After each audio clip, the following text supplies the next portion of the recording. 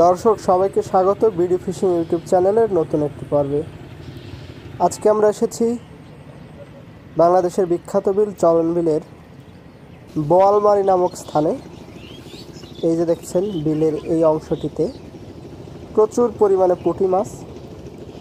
এই পুঁটি মাছগুলো চাষ করা কোনো পুঁটি নয়, মুক্ত পানিতে বেড়ে ওঠা, প্রাকৃতিকভাবে বেড়ে ওঠা পুঁটি মাছ এগুলো।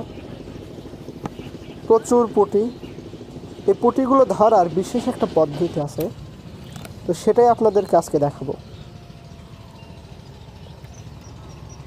বর্ষা শেষে এই পুঁটিগুলো বিলের ঠিক গভীরতম অংশ, অর্থাৎ পানি সম্পূর্ণ নেমে যাওয়ার পরে যে অংশে পানিটা জমাট বেঁধে থাকে, এটা ঠিক সেই অংশ।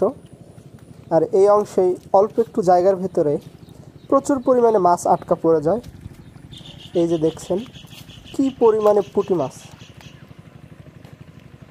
তো এই পুঁটিগুলো ধরার বিশেষ একটা পদ্ধতি আছে, সেটাই দেখাবো আপনাদের কাছে।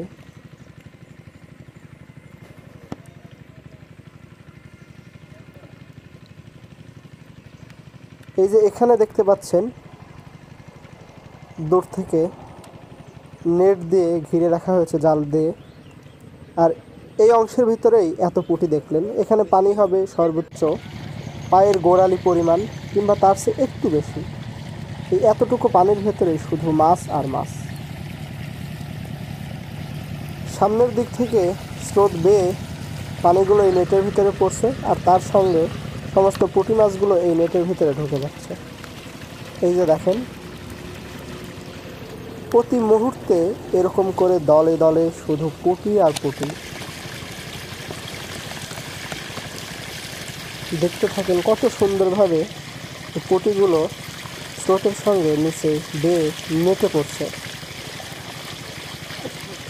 আমি কথা বলেছিলাম এখানকার যারা কর্মী রয়েছেন, একটু আগে যে জমিটুকু দেখলেন, তাদের ধারণা এই জমি থেকে 25 থেকে 30 মণ পুঁটি মাছ ওঠাবে এবং 5 থেকে 7 মণ ট্যাংরা মাছ, এবং এছাড়াও অন্যান্য মাছ আছে।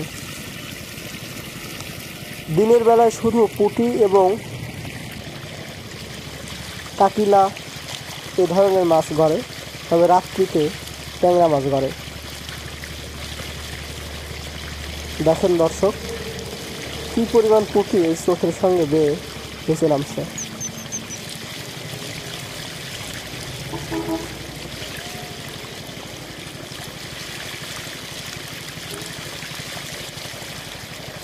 জি দর্শক, এখন এই পুঁটি মাছগুলো ধরা হবে। প্রায় 20 মিনিটের ব্যবধানে কতগুলো পুঁটি মাছ জমা হয়েছে এই নেটে দেখতেই পাবেন।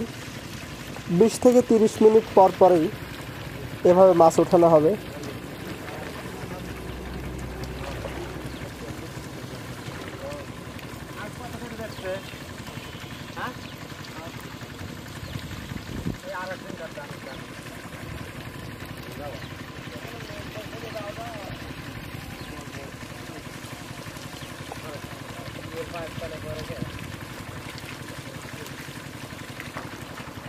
এখন জালগুলো একটু ছোট করে আনা হবে, আর এর ফলে সমস্ত মাছ এক জায়গায় জমা হচ্ছে। দেখেন কতটা পুঁটি মাছ, কী পরিমাণ মাছ জমা হয়েছে অল্প সময়েই।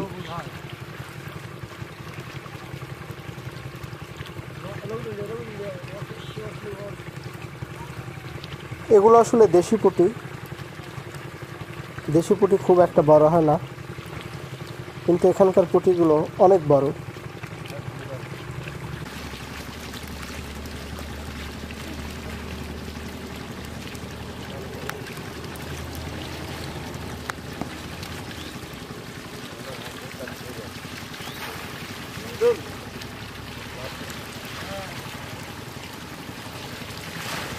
পুঁটি মাছগুলো একটি ছোট্ট ঝুড়িতে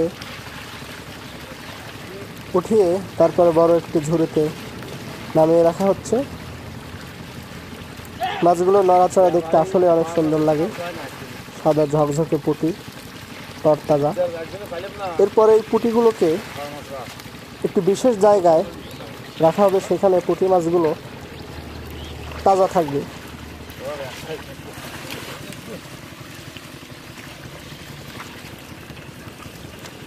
দর্শক, এই শেষ বিশেষ জায়গাটি, এটি আরেকটি নেট দিয়ে পানির ভিতরে রাখা হয়েছে এবং এর ভেতরে এই পুঁটি মাছগুলো ঢেলে রাখা হবে।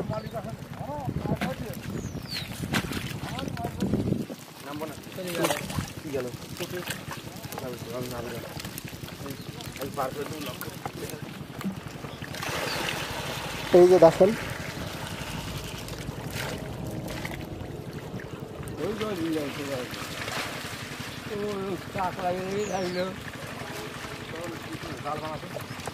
এখানে যখন তারা এইভাবে মাছ ধরে তখন আশেপাশের লোকজনও রাস্তা থেকে নেমে এটি দেখতে আসে। এটি রাস্তার পাশে অবস্থিত।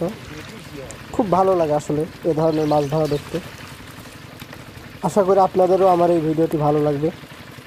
আমার চ্যানেলে এরকম আরও অনেক ভিডিও আছে, চাইলে দেখতে পারেন সেগুলো।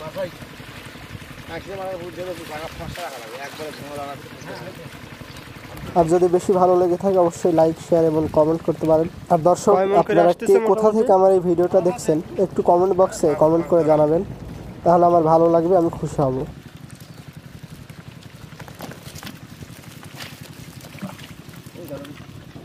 এই যে দেখেন, পুঁটিগুলো এখানে ঢেলে রাখা হচ্ছে। এখানে পুঁটিটা তাজা থাকবে।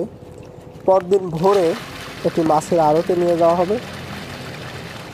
সাধারণত এই পুঁটিগুলো শুটকি দেওয়া হয়ে থাকে। এই যে দেখেন, এখানে তাজা রাখা হয়েছে মনকে মন পুঁটি মাছ। প্রায় 20 থেকে 30 মিনিট পর পরই নেটের ভেতরে 2-2.5 মন করে পুঁটি মাছ জমা হয়ে যায়।